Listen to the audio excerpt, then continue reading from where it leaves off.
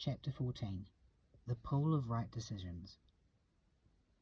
As the boy and the fox left the grasslands behind and continued their journey towards the Triple Peaks, the path began to get steeper, and the temperature grew quite hot, which caused the boy to sweat, and he thought, well, even if it is rough going, at least I'm going where the anger and lies can't follow me.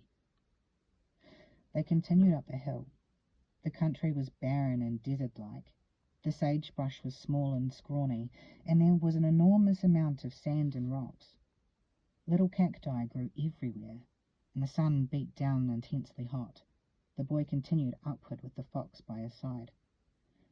Oh, there's not much life here in this valley, the boy thought to himself.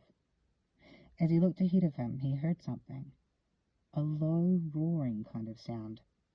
He wondered what it could be, as it didn't sound like anything he had heard before.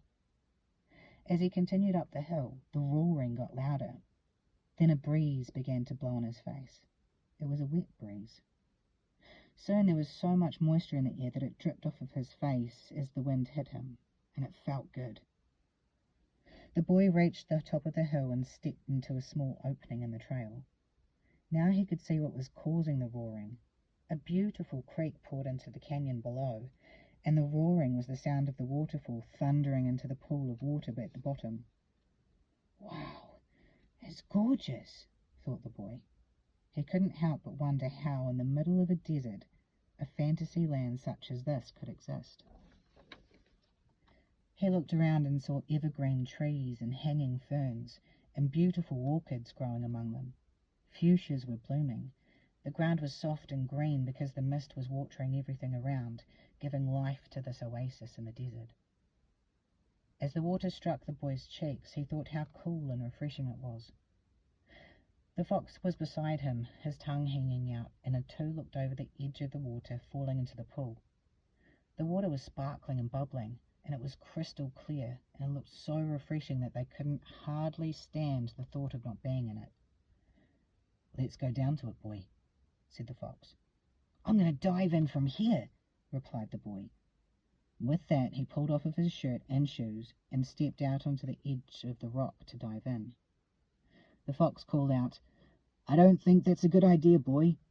We don't know what's down there yet." The boy looked at the fox and he thought, oh, yeah, he's right. So he and the fox scurried down the trail to the bottom of the hill and approached the edge of the pool. They stepped into the water, and it was cool and refreshing, and the bubbles soothed their tired bodies and massaged their aches and pains. The boy lay in the water and looked up at the waterfall as it tumbled down the side of the cliff. The bubbles popped around his ears, churning like a jacuzzi. He looked at the ferns and the green trees and thought how cool it was. He remembered how tired and dirty he had just been moments before, and he thought out loud, this was a real good decision, Fox. It feels good to make decisions, right decisions, doesn't it, boy? Yeah, right decisions. I've made some pretty good decisions recently, haven't I? Yes. The boy felt good, and he repeated, Fox, it feels good, you know. It really feels good to make right decisions. The fox looked at the boy and smiled, and they both lay in the pool leisurely soaking up the freshness.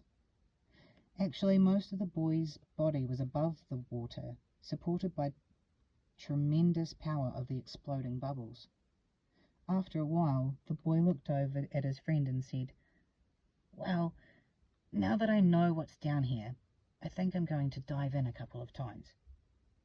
The fox answered, go ahead, I'll wait for you down here. So the boy climbed up the hill and moved over the side of the cliff to where the deeper parts of the pool were. And he dove. As his head and hands splashed into the water, he remembered a time when he had accepted, without argument, what his parents had wanted to do one Saturday. They had had a lot of fun together, and he felt good about that now. The boy splashed around in the water, enjoying the bubbles and the cool, refreshing air. As he did so, 2 little red eyes peered out from underneath some ferns on the shore. The eyes never blinked, only stared. They watched the boy's movement, recording everything meticulously. The boy got out of the water and shook his hair. He looked up at the fox, who was still floating in the water, and the boy looked up and saw the trees and the sun, and then up to the top of the waterfall. He felt so good, and he yelled, "Bonsai!" and started climbing back up to his diving rock.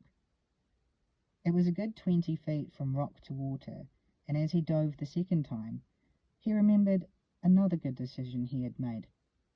Again, his good decision had dealt with accepting authority. As he plunged through the water, it dawned on him. Too simple, he thought. Too simple. Happiness for a kid comes through accepting guidance. Could that be? The boy continued to climb and dive, each time remembering a good decision he had made. And each time he felt good about his good decisions. On each return to the surface, the force of the effervescent bubbles surged around him, and then propelled him many feet into the air. The sensation was pure fun. On about his 11th dive, the boy noticed something glimmering beneath the water. His curiosity was aroused, so he decided to try and dive to the bottom of the pool to see what it was. He leapt into the air and splashed headfirst into the water. Swimming strongly downward, the boy came to the shiny object at the bottom.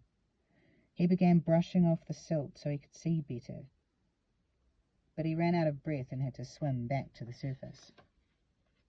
Once again, he hurried to the top of the rock and dove down. He brushed away more and more silt from the object. Finally, he was able to see that it was a huge metal plaque with bold face, raised lettering. The plaque read, "Pool of Right Decisions." Yeah, thought the boy. Right decisions truly are the key to happiness. He swam back to the surface and decided he wanted to rest like the fox. He began to float on his back. The fox looked over at him and said, "Pay attention now, my friend." The boy lay thinking about everything he had been through in his life and the good decisions that he had made.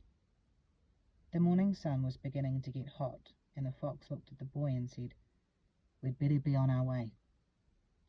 So they climbed out of the pool, dried themselves off, and continued along the way.